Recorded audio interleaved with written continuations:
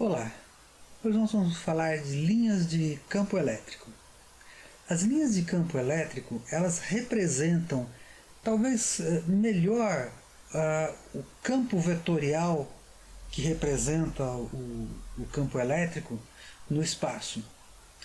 Aqui vocês estão vendo uma representação de uma carga positiva e ao redor dela várias linhas que partem dela. Fica evidente que o campo elétrico, em qualquer ponto aqui ao redor dessa carga positiva, realmente fica na direção dessas linhas que a gente desenha aqui. Você poderia fazer vetores indicando o campo elétrico em cada ponto ao redor dessa carga, vetores com comprimento maior, próximos da carga, e vetores de comprimento menor à medida que a gente vai se distanciando da carga. Bom, essa é uma forma de representar os campos. Mas quando a gente tem configurações mais complexas, como por exemplo um dipolo elétrico, onde a gente tem uma carga positiva e uma carga negativa, o desenho dos vetores fica muito mais difícil. Imagina esse desenho aqui do dipolo elétrico, a carga negativa e a carga positiva, com um monte de vetorzinhos assim desenhados ao redor desse campo. O desenho fica pouco informativo. A ideia aqui dessas linhas é que em cada ponto que a gente tem aqui dessa curva, por exemplo aqui em cima, há um vetor indicando que o campo elétrico nessa posição está para lá. A única informação que a gente tem nesse ponto é que o vetor no ponto do espaço que a gente está considerando, ele é tangencial a essa linha desenhada que nós chamamos de linhas de campo. Então, em cada ponto desse desenho que você está vendo, nós temos linhas de campo que representam as direções nas quais o vetor campo elétrico é tangencial. Então, por exemplo, nessa posição aqui, ponta para baixo aqui, na direção da carga elétrica, e conforme a gente vai descendo, ele vai apontando cada vez mais próximo da carga elétrica. E se eu fosse representar na forma de um vetor, esse vetor teria que ser de intensidade cada vez maior quanto mais próximo da carga elétrica a gente chega. Percebe? O desenho ele fica mais harmônico, ele não fica fragmentado com um monte de flechas. Embora a gente perca a informação de qual é a intensidade do campo elétrico naquela posição. Mas a gente não perde essa informação sobre a intensidade de todo, porque nós vamos ver durante o curso que essas regiões onde as linhas de campo elas se aproximam são as regiões justamente onde o campo é mais intenso. Isso nós vamos demonstrar daqui a algumas aulas, um pouco mais para frente, a gente demonstra isso numericamente. No desenho das linhas de campo, quando elas se aproximam, quando essa densidade de linhas se aproxima, nós temos um campo elétrico consideravelmente maior. Esse aqui é um esquema do dipolo elétrico. Vamos ver, por exemplo, um quadrupolo. Como que seria um quadrupolo? No quadrupolo elétrico, as cargas positivas têm linhas de campo que partem na direção das cargas negativas. E sempre a carga positiva, como aqui embaixo, tem um campo que parte na direção da carga negativa. E todas as linhas de campo desse arranjo, como o quadrupolo que nós estamos desenhando aqui, ele tem 4 cargas de módulos iguais. Se você for muito, muito longe desse arranjo, você vai perceber uma carga total nula, assim como no caso do dipolo. Se você vai muito longe da região onde está o dipolo, a carga total desse arranjo é nula. No entanto, a gente vai ter linhas de campo como essas que passam aqui por cima ou por baixo aqui, que são simétricas. Esse campo, que como a gente viu na aula 1.7, que cai não com o quadrado da distância, mas que cai com o cubo da distância para distâncias muito grandes, é o campo predominante. Já a configuração de quadrupolo, que você pode perceber, são 2 dipolos invertidos. Um dipolo está aqui e o outro dipolo está aqui. Os dipolos se compensam. Esse campo aqui cai com 1 sobre r² em distâncias muito, muito grandes. Ele tem um campo total nulo, mas ele também não tem a simetria do dipolo. Olha que interessante o dipolo. Quando a gente desenha as linhas de campo assim, a gente percebe que as linhas da metade da geometria para um lado e da metade da geometria para o outro, elas são iguais, como se fosse uma reflexão.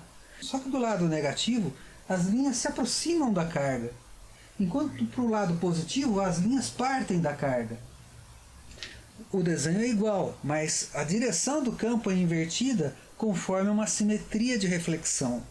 Já no caso de um quadrupolo, a gente tem 4 regiões aqui, entre as cargas, que a gente pode definir como simetrias de reflexão em planos verticais, horizontais ou na diagonal, que a gente também tem simetria de reflexão também nesse caso. Bom, as linhas de campo, elas representam a direção do campo elétrico. Portanto, se você colocar uma carga elétrica nessa região, também significa a direção em que a força aponta. Mas isso não significa que as linhas de campo descrevem a trajetória de uma carga. Como, por exemplo, no movimento circular uniforme. Se a gente tem uma carga orbitando, uma carga negativa, por exemplo, orbitando em torno de uma carga positiva, o campo central faz com que a carga, com uma certa energia cinética, faça um movimento circular uniforme. No entanto, a direção do campo elétrico é perpendicular ao movimento da carga, quando ela está em movimento circular uniforme. Então, o desenho das linhas de campo não é o desenho das trajetórias quando a gente coloca uma carga numa configuração dessa. Vamos ver uma situação assimétrica agora. Pensa numa situação em que, ao invés de um dipolo elétrico, nós tenhamos uma carga positiva com o dobro da intensidade de uma carga negativa. O desenho fica mais ou menos como esse que você está vendo aqui, do lado direito da sua imagem. Veja que a carga negativa tem menos linhas de campo na sua representação, porque nós estamos considerando uma carga negativa no valor de 1 unidade de carga, enquanto a carga positiva tem intensidade de 2 unidades de carga. O resultado é que, se você considera o arranjo total, ele é a soma dos campos de cada uma das cargas em separado. Você vai ver que a carga positiva, muitas das linhas da carga positiva, vêm em direção da carga negativa e terminam ali. Já a carga negativa não tem nenhuma outra linha que não venha da carga positiva. A carga positiva, por seu lado, metade das linhas de campo, se a gente puder dizer assim, nós vamos definir depois a ideia de fluxo, que seria metade do fluxo de linhas de campo que partem da carga positiva, vão para o infinito. E por que isso? Porque esse arranjo aqui, olhado de muito, muito longe, tendo duas cargas, uma carga positiva de 2 unidades e uma carga negativa com apenas 1 unidade, somadas, vão parecer de longe como fosse uma carga positiva de 1 unidade. Portanto, isso aqui vai parecer como se fosse uma carga pontual. É interessante que, se a gente considera o desenho de uma trajetória partindo da posição A aqui em cima, em que uma carga é solta nesse campo aqui, com uma certa velocidade inicial, a trajetória de A para B, para C e para D, conforme você está vendo no desenho, realmente não segue as linhas de campo. A trajetória vai depender basicamente da posição e da velocidade inicial desse arranjo. Percebe que o desenho com linhas de campo ele fica mais suave, ele é mais informativo do que, por exemplo, se a gente fizesse um campo vetorial como esse desenho aqui. Esse é um campo vetorial rotacional não nulo. Você vê que as cargas formam, o campo elétrico está representado por flechas, né, na forma de vetores. E, por exemplo, quando a gente joga uma carga nesse campo, ela faz uma trajetória que não tem necessariamente, ela não segue o desenho do campo elétrico. Numa situação de tempestade, por exemplo, isso aqui é uma situação em que o sujeito está parado em cima de uma superfície. Olha o que acontece. Quando a pessoa está em cima da superfície da Terra, as linhas de campo elétrico, elas tendem, uma parte delas, a vir em direção à cabeça do indivíduo. E por que que isso acontece? Porque a gente também é um pouco condutor. E o que significa que as cargas fluem pelo nosso corpo, as cargas negativas, e ficam na nossa cabeça e no nosso corpo, e as linhas de campo elétrico vão tender a chegar no nosso corpo. E esse é um desenho que a gente representa a distorção do campo elétrico exatamente pela presença de um ser humano sobre a superfície. Contrário se a gente tivesse uma valeta, por exemplo. Se a gente tem um buraco como esse que está representado aqui, o que você vê é que o campo é mais fraco ali. As linhas de campo vão sempre representar a direção tangencial do campo elétrico naquela posição. Então aí você vê mais uma vez as linhas auxiliares horizontais, que são linhas equipotenciais, mas hoje nós estamos falando das linhas de campo elétrico, que são exatamente aquelas linhas que vêm pela vertical e que chegam no solo. Vou mostrar um outro exemplo para vocês, é numa situação em que a gente tem uma esfera positivamente carregada, que está aqui na frente, e as linhas de campo da esfera vêm em direção a uma ponta. Observe como na região próxima da ponta, as linhas de campo elétrico ficam muito próximas umas das outras. Isso significa que ali na ponta o campo está aumentando de intensidade. A tendência do campo elétrico que parte da esfera é chegar na direção da ponta com mais intensidade, exatamente a primeira região que aparece mais próxima da esfera positivamente carregada. A esfera, como tem um raio maior, distribui melhor as linhas de campo. O resultado é que o campo na região da esfera é mais fraco próximo da superfície do que na região da ponta. Razão pela qual a gente faz para-raios com hastes bem finas, que é para a gente ter campos elétricos muito intensos naquela região. Então, esse tipo de situação em que a ponta apresenta campos elétricos mais intensos é muito recorrente em engenharia elétrica, especialmente em engenharia que envolve alta tensão. O campo elétrico na região de uma ponta, se você tiver uma quantidade de carga suficiente, pode atingir campos de milhares de volts por centímetro, o que provoca a ionização do meio a partir de certas tensões. As pontas, elas têm essa tendência de facilitar a descarga elétrica pelo aumento do campo elétrico naquela região. Vários exemplos a gente pode mostrar essa situação de duas placas paralelas. Observe na região bem próxima da borda da placa que as linhas de campo elétrico ficam mais juntas umas com as outras, bem na região da borda. No meio da placa, o campo, que são as linhas verticais aqui, é aproximadamente constante no meio dessas placas. Aqui nós temos uma placa positiva e uma placa negativa. Tá? Essa é a formação desse campo. E as cargas positivas aqui produzem um campo que vem na direção das cargas negativas. Mas da mesma forma que o dipolo elétrico tinha linhas, lembra do dipolo? O dipolo tem linhas que partem direto da carga positiva para a carga negativa, mas tem parte das linhas que dão a volta e vem por trás da carga negativa. Aqui também. Aqui na placa positiva, parte das linhas de campo partem pelo lado de cima, dão a volta e chegam por baixo na outra placa. Basicamente, todo o espaço é preenchido por linhas de campo. Essa é uma das questões dos modelos de física que supõe que todo o universo é preenchido com a informação exclusiva do problema que nós estamos tratando. Então, por exemplo, quando eu trato desse problema aqui, se eu não descrevo a presença de um plano Terra, o problema se resume a duas placas. É como se no universo só houvesse duas placas, uma positiva e outra negativa, e aí eu resolvo o problema. São questões de modelamento. Isso aqui, por exemplo, pode representar muito bem a situação de duas placas de um capacitor, por exemplo, onde na região das bordas, onde parte das linhas escapa, a gente chama essa região de franja do campo elétrico, que é aquela região não idealizada, que não está mais na região central aqui, porque o campo é bem uniforme. A franja é essas linhas que escapam da nossa representação. O campo elétrico ele fica mais forte bem aqui na borda, mas depois ele fica mais fraco pelo lado de baixo. Fica bem mais fraco pelo lado de baixo.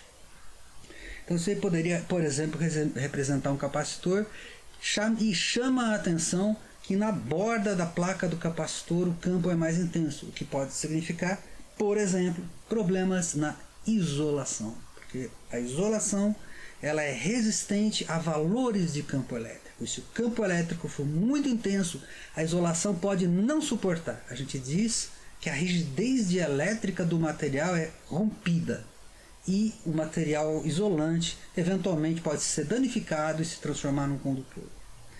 Um outro exemplo poderia ser um cabo coaxial. Aqui a gente inclusive está desenhando um cabo coaxial excêntrico. E aí você vê nessa representação de linhas de campo, essa região o campo é mais intenso do que na região onde a distância é maior. Outra coisa que a gente pode verificar nesse mesmo arranjo é que ele é simétrico. A metade de cima dele é igual à metade de baixo rebatida. Então basicamente todas as linhas de campo que você fizer do lado de cima vão ser representadas da mesma forma do lado de baixo. Aqui, mais uma vez, a gente tem não só linhas de campo, mas linhas de equipotencial, e as linhas de campo são aquelas que partem da carga positiva e vão em direção com a carga negativa. Um outro exemplo de simetria é um cabo coaxial com uma malha quadrada, por exemplo. Então, você imagina um cabo coaxial nessa forma aqui, nesse desenho, onde o núcleo é formado por um condutor circular, cilíndrico, e a malha é uma malha quadrada. Normalmente o cabo coaxial são dois cilindros, uma malha cilíndrica e um núcleo cilíndrico pelo meio. Aqui a gente representou uma malha quadrada e um núcleo na forma de um cilindro, cujo corte é um círculo. Se a gente analisa como que é o campo nessa região, nós vamos ver que nesses cantos aqui o campo tende a ser mais fraco, porque é justamente a região onde a superfície negativa está mais distante do nosso núcleo positivo. Vejamos aqui uma representação. Esse desenho aqui eu peguei do livro do Krauss, que é o Electromagnetics, esse aqui. Muito bom esse livro, cheio de exemplos, tá?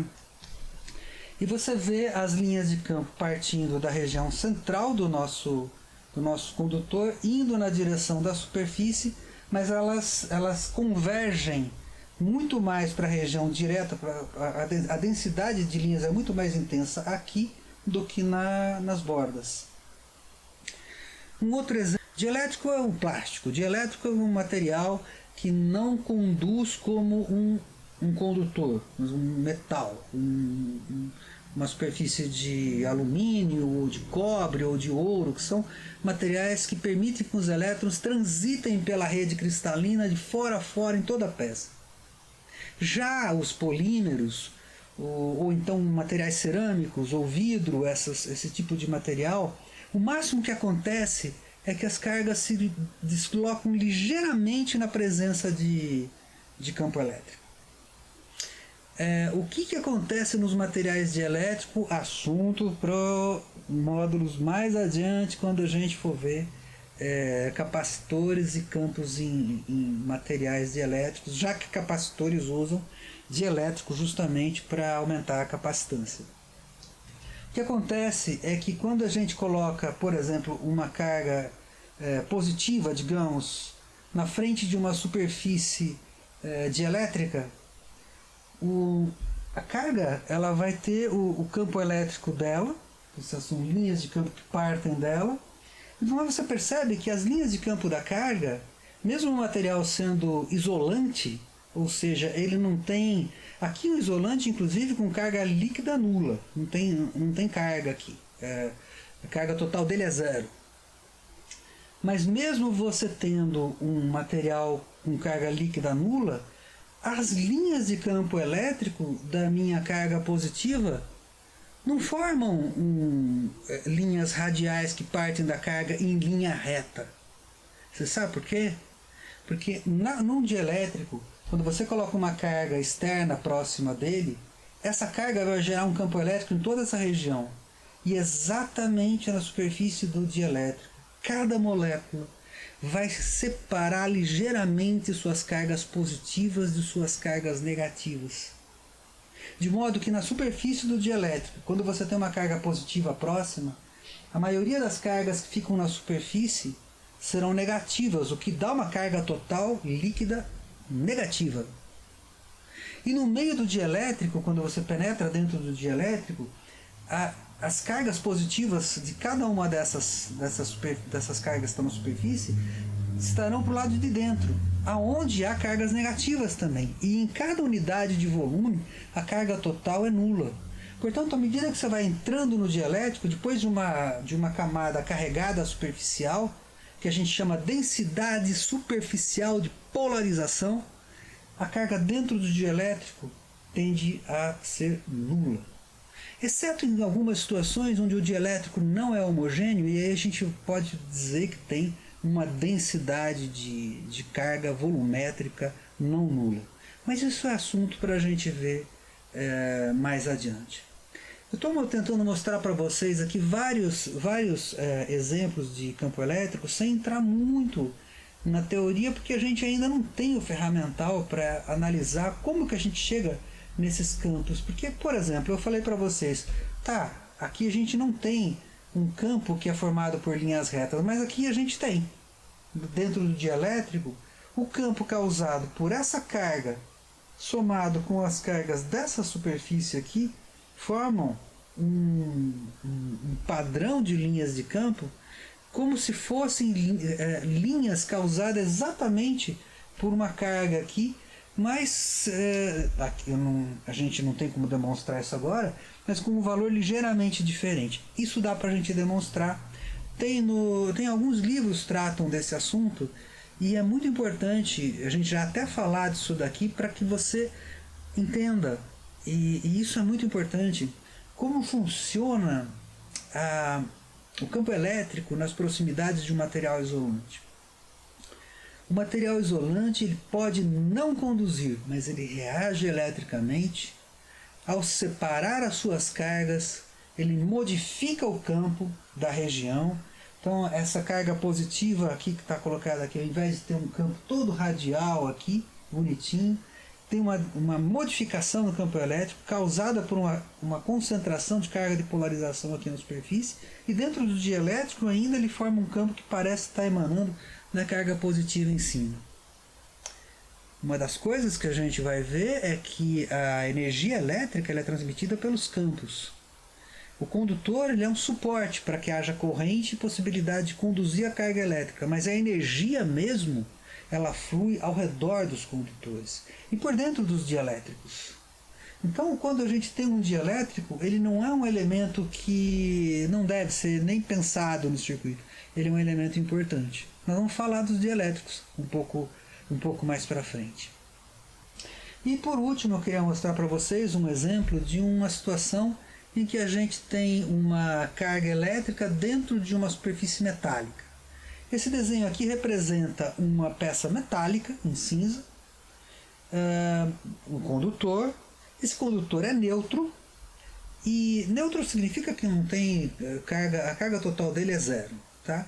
Mas ele tem cargas positivas e negativas nele, tal que as cargas positivas e negativas somam zero. Dentro desse condutor, no espaço interno desse condutor, de alguma forma foi colocada uma carga positiva, tá vendo? Olha que interessante, as linhas de campo da carga positiva morrem todas aqui na superfície do condutor.